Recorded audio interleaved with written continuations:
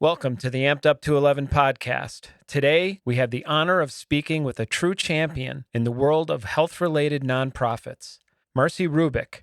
With over 25 years of experience, Marcy has dedicated her career to making a profound impact on those facing limb loss and limb-threatening conditions.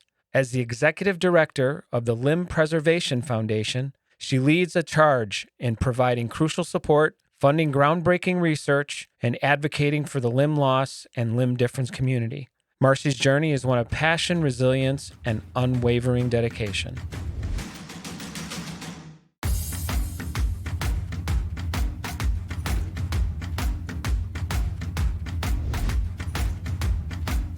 Marcy, how are you today? Good to see you. Rick, thank you so much. It's great to see you, and thank you so much for the opportunity to be here. Oh, that's so sweet of you. And I have really enjoyed our conversations online, on phone, and otherwise, getting to know you, this incredible foundation that you are a part of, and also exploring maybe the prospect of us coming to your symposium and maybe doing something, in terms of content there with the show. I'm fascinated with nonprofits. I follow many of them.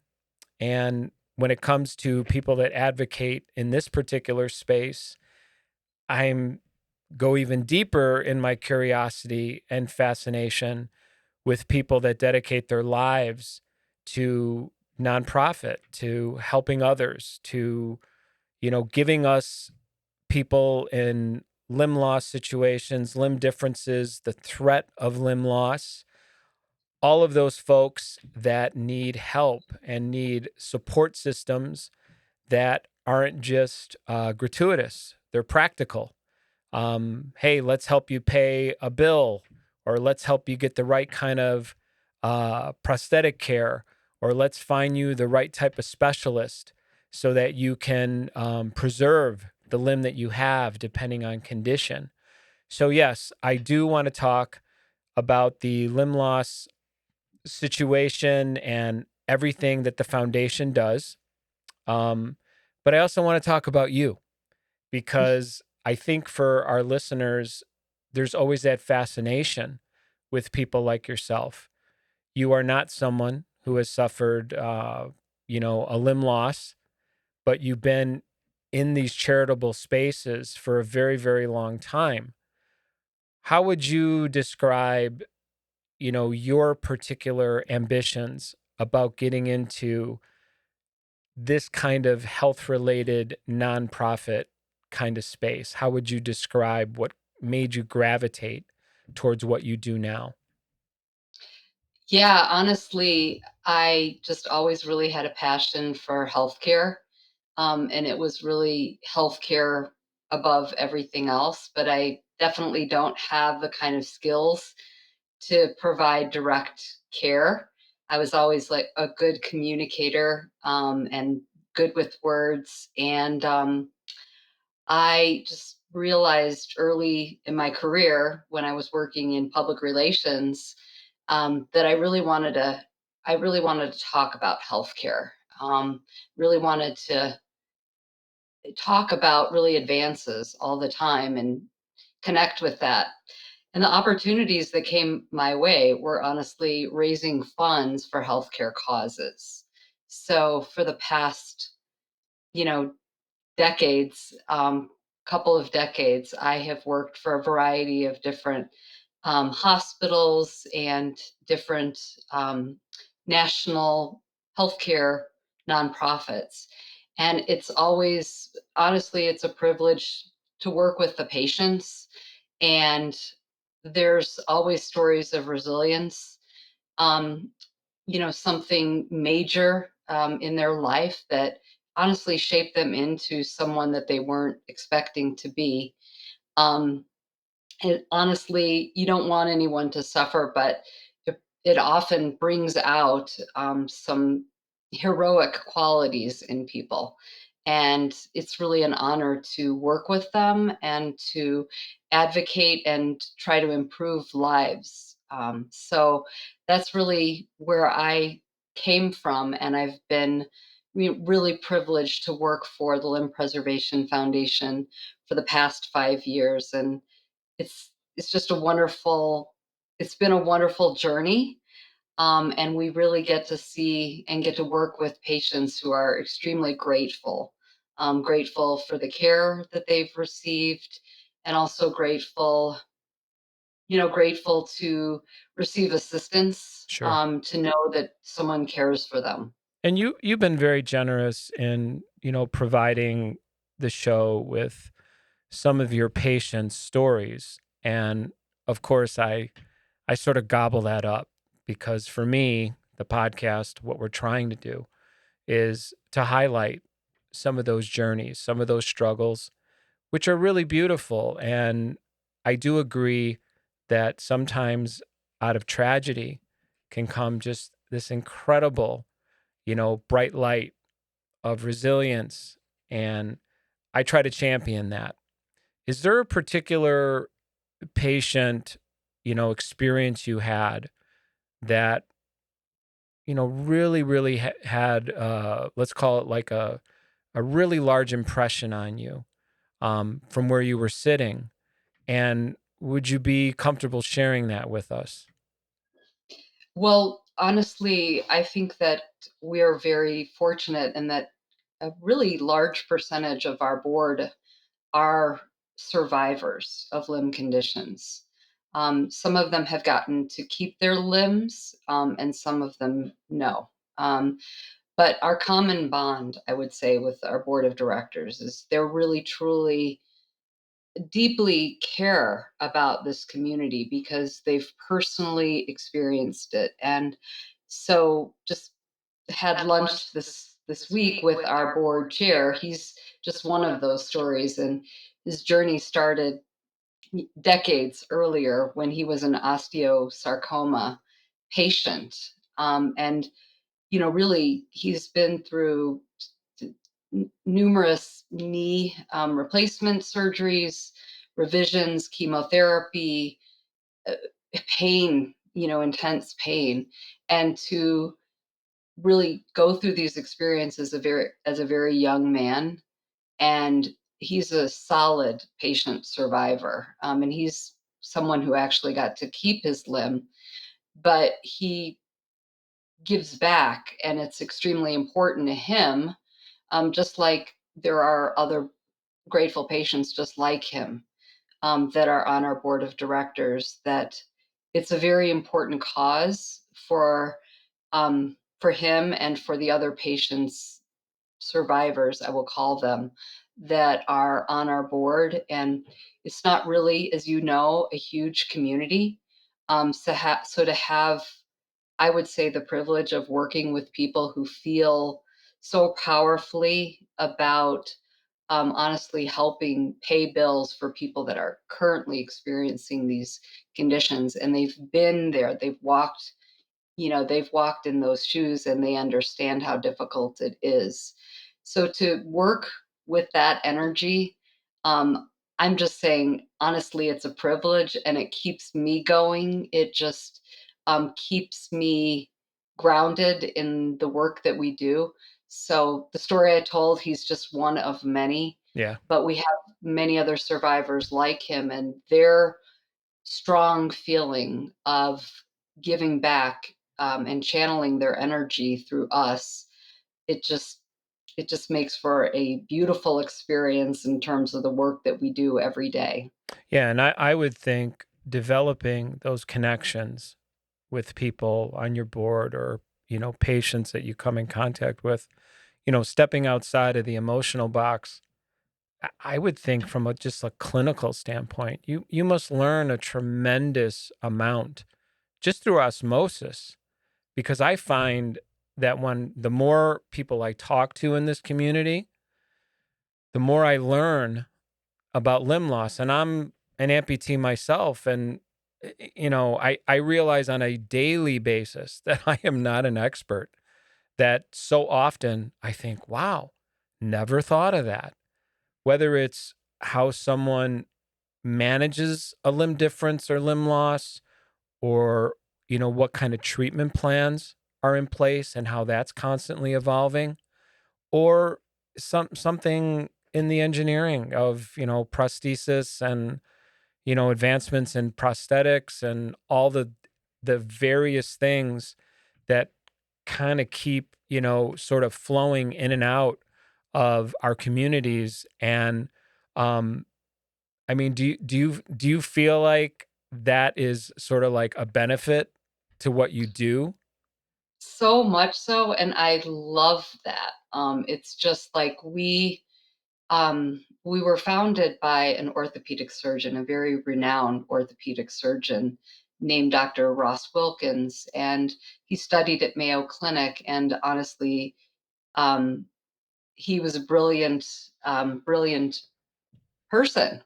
And many other people that we work with, our board members and others, are coming with a vast amount of knowledge of innovation, medical innovation, prosthetics, engineering. Um, and so we really learn about the cutting edge of what is coming and the current techniques and how they're really just advancing so quickly.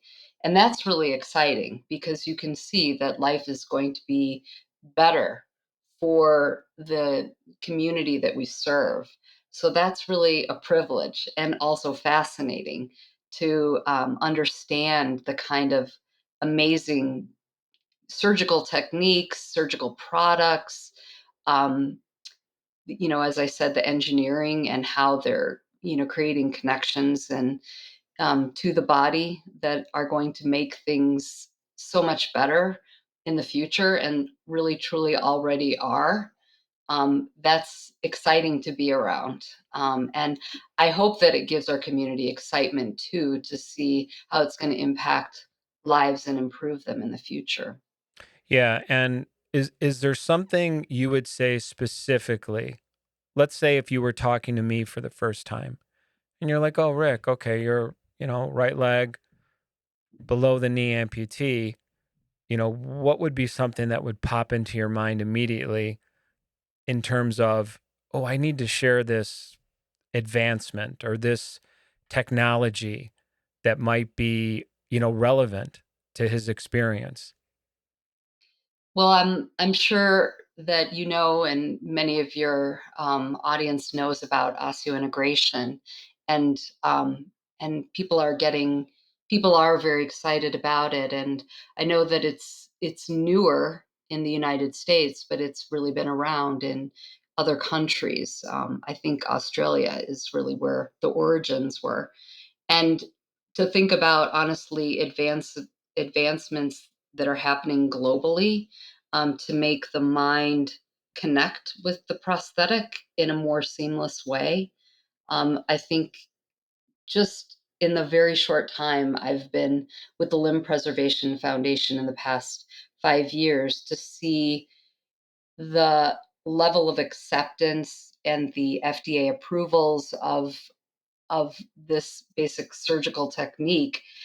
And I'm sure that we're just at the beginning of that. I just think everyone knows that in the future, we really will be looking at more Star Wars kinds of technology that'll be just making it kind of like a no big deal Yeah. operation.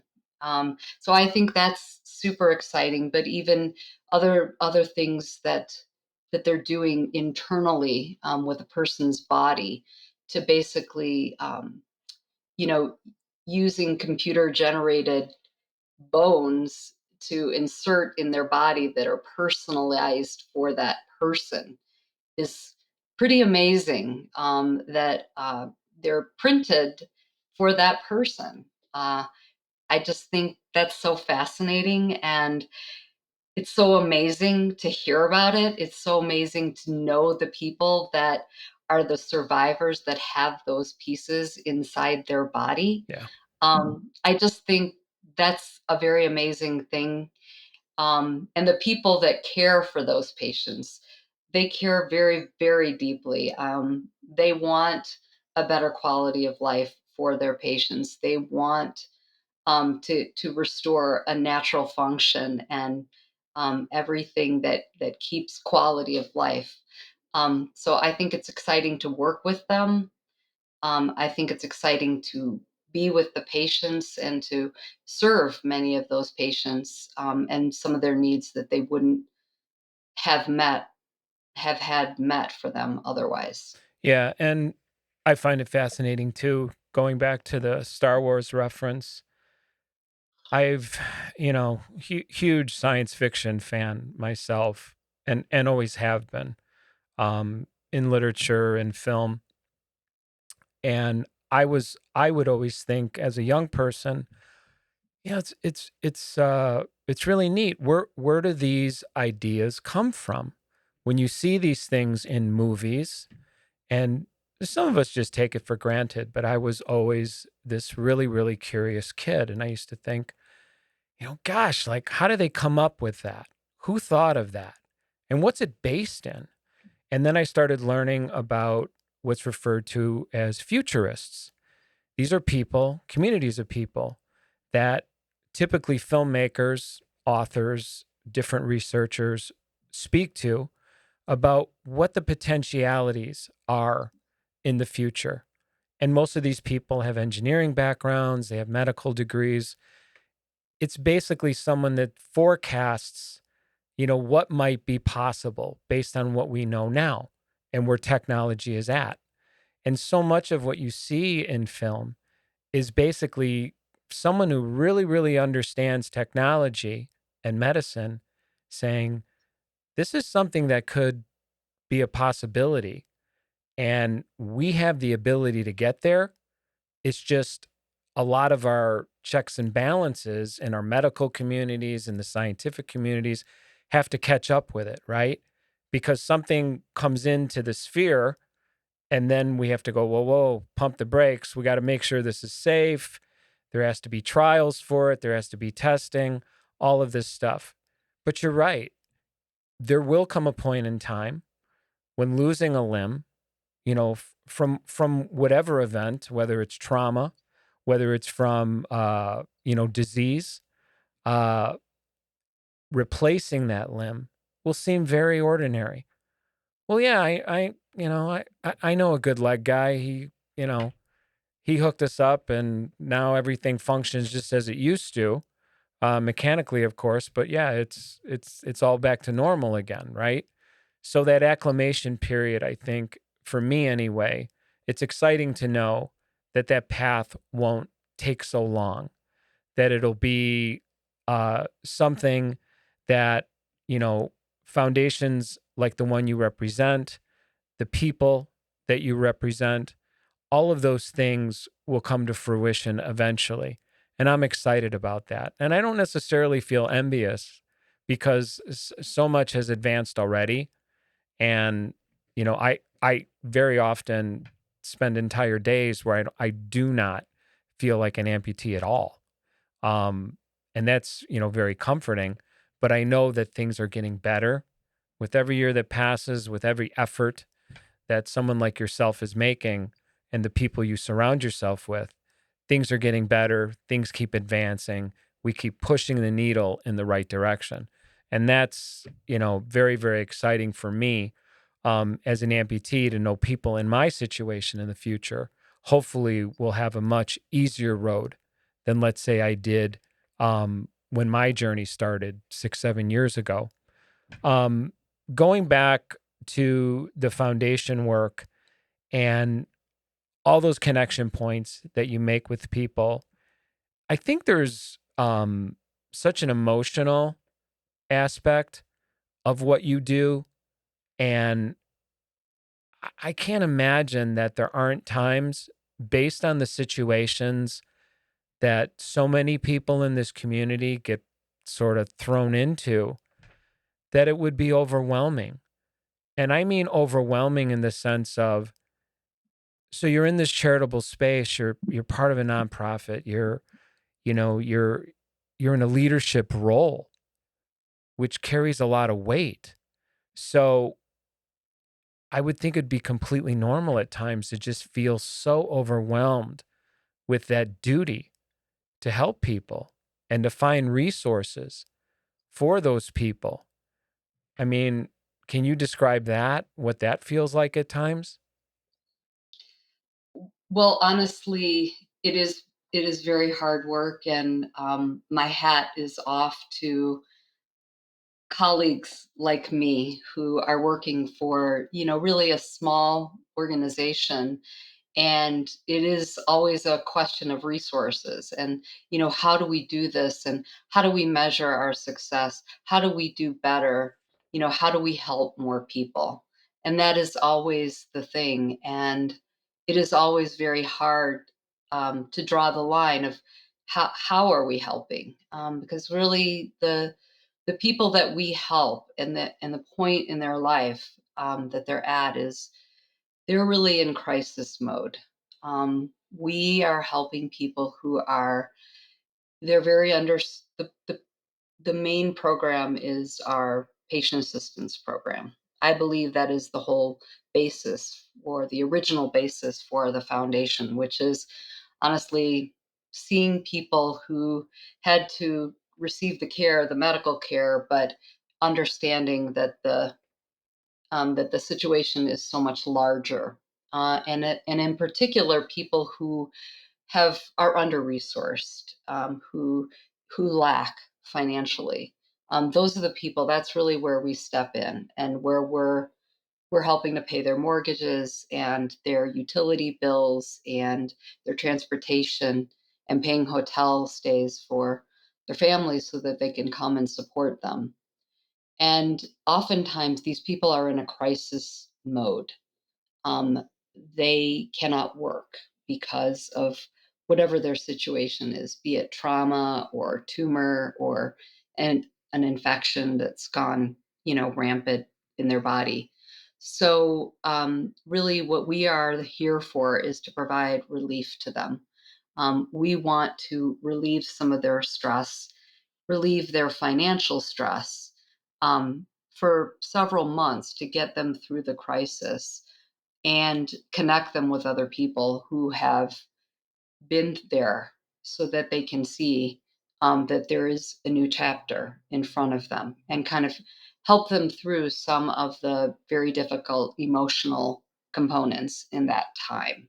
So, yeah, that's really what we're doing, and we are helping them through a crisis, helping people that otherwise there really isn't a singular source that pays these bills, these living expenses. And our intention is to relieve stress for them and give them one less worry when they're already, consumed with what's happening to my body. What am I going to look like when this is all done? All those, all those situations, if you're dealing with loss, um, to just grapple and put your hands around what's this going to look like for me physically. And then you also have to worry about how am I going to keep a roof over my family's head? Many times we are dealing with the breadwinner for the family. Yeah. Um, and sometimes the caregiver has to leave their employment as well to take care of that person. So it's a very serious situation. And for those that don't have a lot of resources, we really fill a gap. And there's a tremendous need for that we find because our growth, we've had a lot more people that we've been serving in recent years. Yeah. And, LPF obviously fills a gap. And these are resources that are just, I mean, they're critical because I get contacted by someone who is going through an amputation, considering an amputation. Very often, people will reach out to me and sort of describe what's going on with them. And of course, I want to offer not just hope, but practical solutions.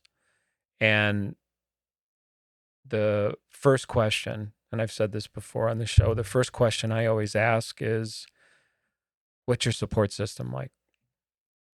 And usually people will go right to the sort of like emotional component. Well, my family is in my life, and I have good relationship with my kids, and then I'm like, that's great, but what about the financial situation? How are you going to survive this financially? Where are you at in terms of financial resources?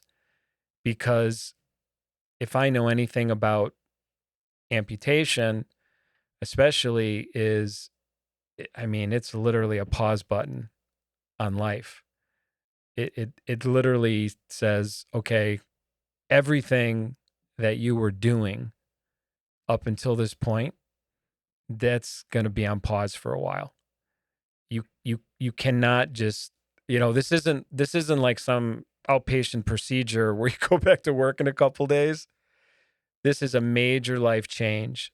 This is a complete, hard right turn, and you're getting off you're getting off on an exit ramp, and it's going to be a while before even any shred of life goes back to normal.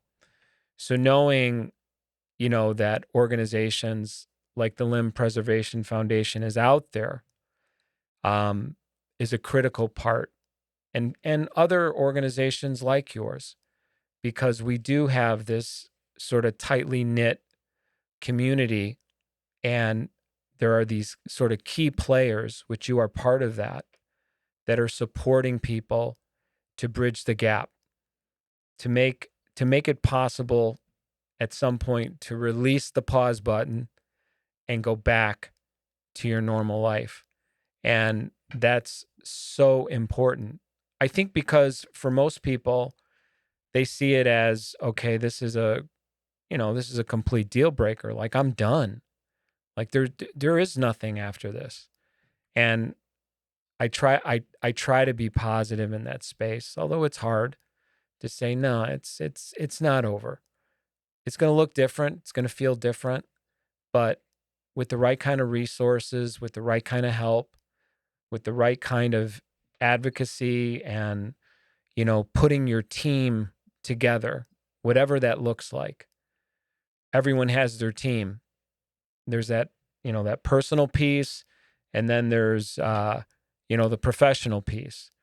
Who are you surrounding yourself with in order to get back to normal? And I tell people, don't get so discouraged by so many of us that return back to life. You'll get there. It's just a patient process. You have to give yourself time to heal and time to fail along the way, because that's just part of making all of this work. And hopefully you've been able to see some people on the other side of that. I'm assuming you have. Yeah, absolutely, and that's really what we strive to do is to get people, get them through the most difficult crisis point, and so that they can go on and get back to life. It may not look exactly the same, but we have our community of people, and we definitely want to connect those who have successfully, gone through their journey, so that they can actually, be living proof and be a resource as well to you can do this. If I can do this, you can do this. And there's lots of heroic people that we have the privilege of working with who are superstars, and then just everyday people are superstars too.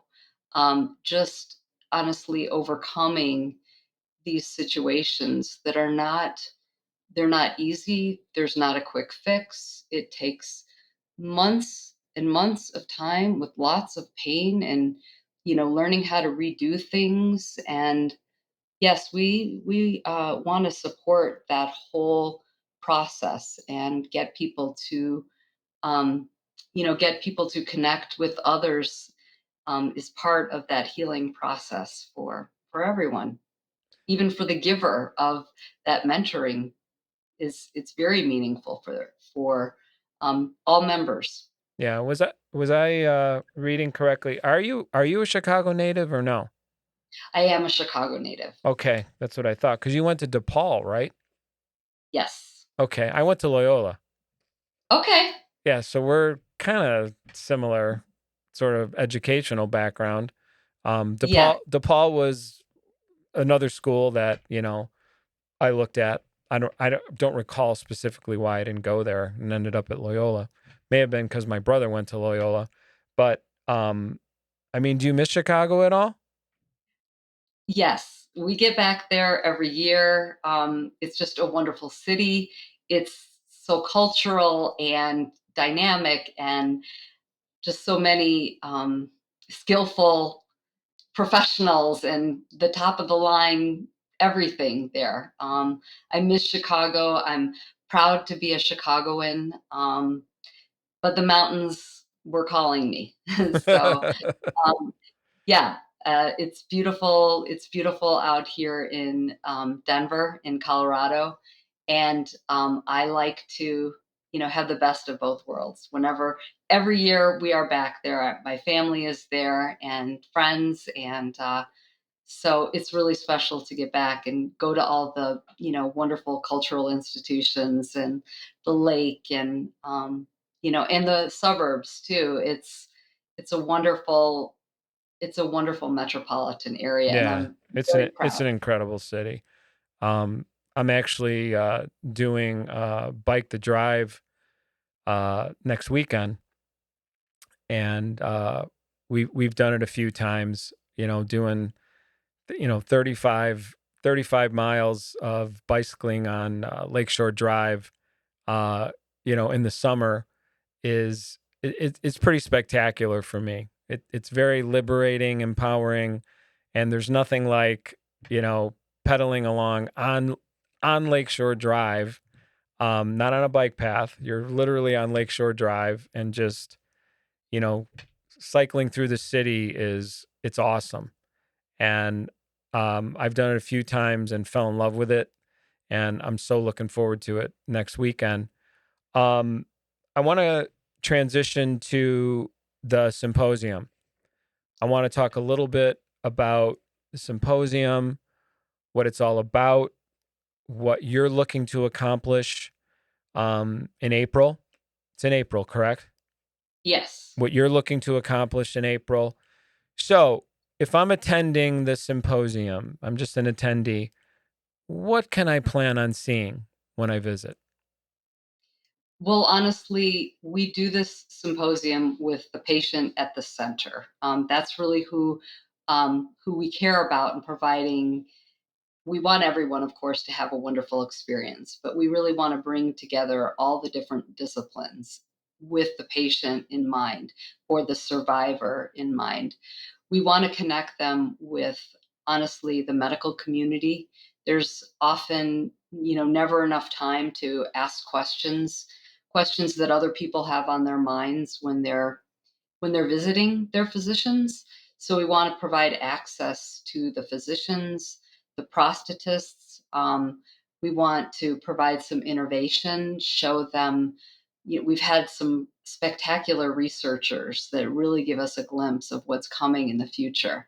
So we want them to have access to all of those disciplines, but also, of course, the most important thing too is making connections with others.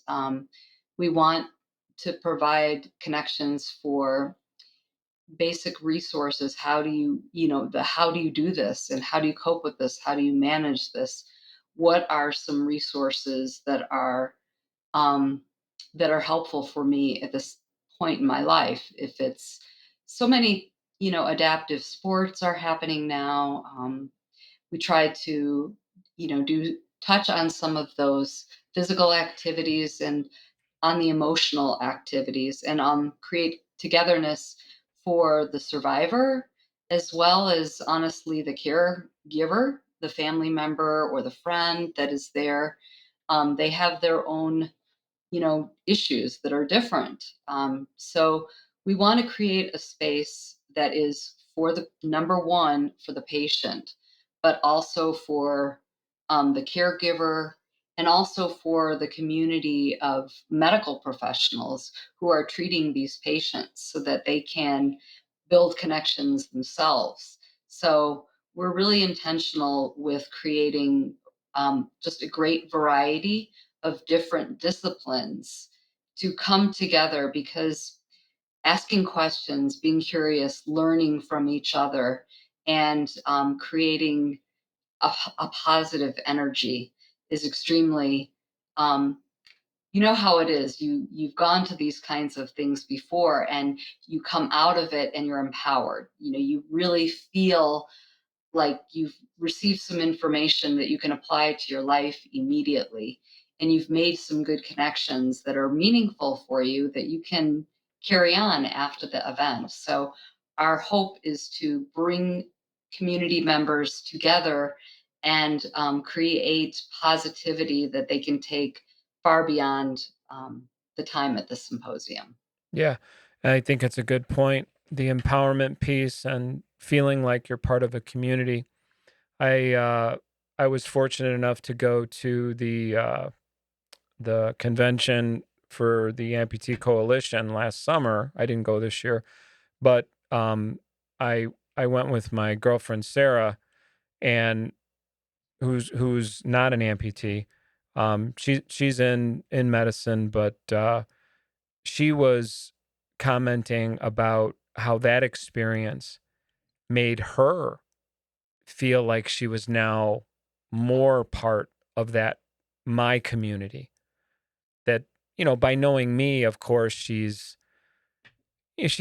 comes from, medicine, so she's very curious and she asks a lot of questions, a lot of clinical type questions, and I can see her gears are usually turning quite a bit when it comes to, how I take care of myself, or, what my prosthesis is doing, how it's performing, how I'm reacting to it.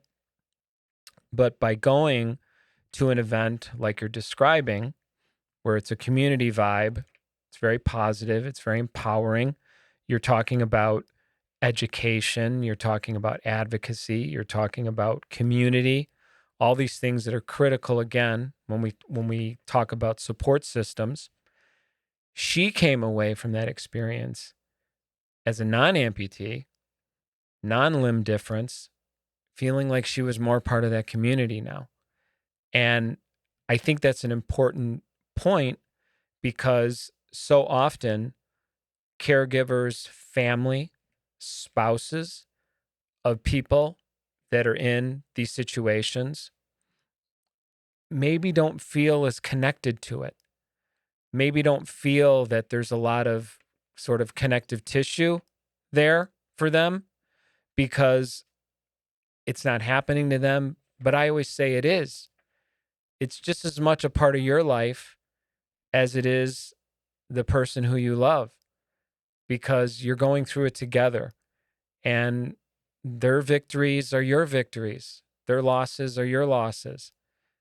Just like any other aspect of relationship, it just becomes woven into the fabric of what that is. Because very often amputees will come to me and they'll say, well, I'm newly single now, and how do you navigate, getting back into a relationship as an amputee? And I see this come up a lot, especially on social media. The whole, okay, relationship as an amputee. And, the easy response is always, well, if they can't get over it, you don't want them anyway. I'm like, well, that's a sort of a simple answer for a very, very complex sort of, problem or challenge, let's call it. And I see it as you need to find someone that you can welcome into that dialogue, that you can invite them to learn more, to experience more.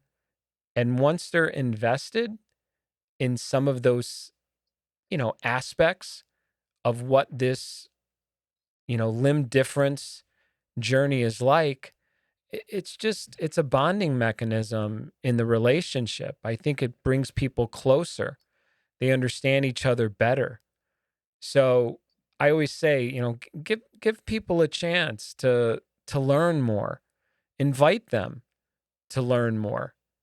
I mean, I had all the same hangups when I got back into the dating pool, which was, how is this going to be perceived? And then I felt as if I was sort of pursuing this sort of weird version of, ableism where I had to overperform or hyperperform or do even better than men my age because I had quote unquote something to prove.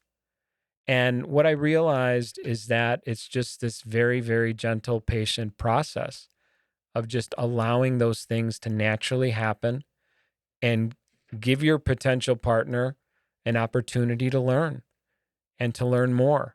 Encourage that sort of education and advocacy. Give them a chance to be in that space. I mean, bringing someone to your symposium, I would think for a lot of folks would be very, very eye opening to see that there's so much happening. There's so much excitement and positivity in this community, right? And to experience that energy, it's really an extraordinary experience. It's can be really engaging and fun. And I think that that's what makes events like yours so incredibly important to the community because you're saying, okay, we've got clinical people, we've got survivors, we have, some of the latest tech going on, things like that. I'm assuming it's kind of a convention like atmosphere, no? Yeah, it is. It is. We have a lot of we have classes going on.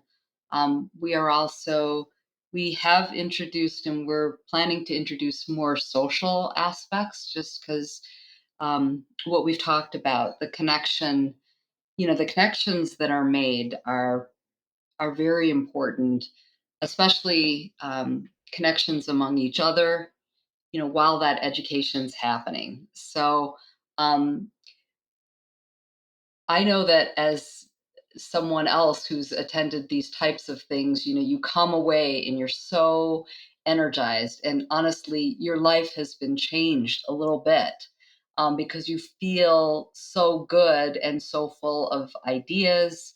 Um, you come away with hope. You come away with a new hopefulness, a new vision for some things that you can do in your life to deal with things and provide enhanced quality. Um, so we're looking to do that. That is our goal. We want and we have been offering people some assistance to actually come to our event. Just I think that you mentioned the Amputee Coalition, and I think that it's got to be extremely empowering to go to a major event like that for people that are in our community that are, maybe more in the West Coast. I think it's accessible to them. And one of our goals, truly is to make it, how can we help you get here? And we do offer them opportunities to, really tell us your story and tell us if you have some financial challenges and what we can do to help you, be it either cover your hotel or cover your travel to get here.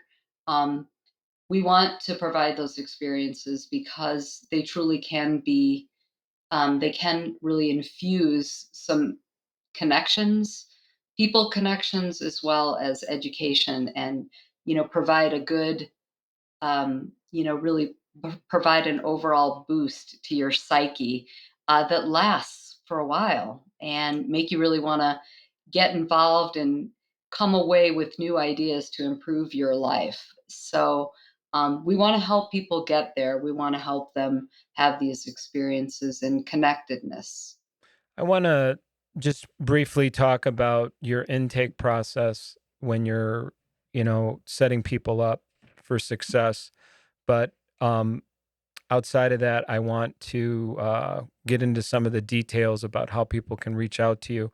So let's walk through, someone that is considering, okay, I want to reach out, to the Limb Preservation Foundation, and I want to see, how they can help me. How does that process usually start? Well, honestly, they can, of course, check us out our website. And many people learn of us just in an ad hoc way. They learn about, of course, our patient assistance program. We offer scholarships also for people that are going through undergrad or graduate or vocational education that they've been through something major in their life. And they're obviously trying to enhance their future with an educational goal. We help them. So the website does basically walk you through some of the process for how to learn about our patient assistance program, our scholarship program. We have peer support. We also have, as we just talked about, our symposium, and the symposium on the patient side, we truly try to keep costs low to attend. And then if you cannot afford those costs to attend, we do offer some subsidies to help you get there. So I would say that the website is a great starter. There's lots of information about the process and Let's give how out to. that address. Yeah, it's limbpreservation.org. It's limbpreservation.org. That's if you want to inquire, you want to get a some sort of a process started in terms of finding help, learning more about the resources that LPF offers. So yeah, that's critical piece right there. It all sort of starts with the website that can give you information if you're just looking to stick your toes in the water, as long as you have toes, right? See, I can make amputee jokes because I'm an amputee. Um, but also thinking about the symposium, what is the actual date uh, of the next symposium? It's actually happens always during Limb Loss Awareness Month in April. It will be April 25th, which is a Friday afternoon in Golden, Colorado. The other thing that is wonderful for people is those people that really have come out of the other side of the experience and also feel like they have some story to tell, an experience to tell that will benefit other people. We really want to hear from those people too, as our speakers and playing a variety of different roles. So if any of your audience for the podcast really just does feel that they have some incredible story to tell, we really want to hear from those people who want to volunteer with us. Um, it is a community, as you know, it's a special community. It's a smaller community, and we really need to stick together, and that is really what our educational event is about, is fostering that community and that connectedness. And everyone has some different skills and talents and has good things to offer each other. That's awesome. Great way to wrap it up. Marcy Rubic, Executive Director of the Limb Preservation Foundation, I want to thank you for being here. I would encourage everyone to check out that website, get excited about the symposium in April. Again, Marcy, thank you so much for being here and spreading some incredible, incredible story, incredible news about what your foundation is doing and everything that we're looking forward to in the future. That's going to wrap it up for us. My name is Rick Bontkowski. This is the Amp'd UP211 Podcast, and I want to wish everyone health and happiness. See you next time.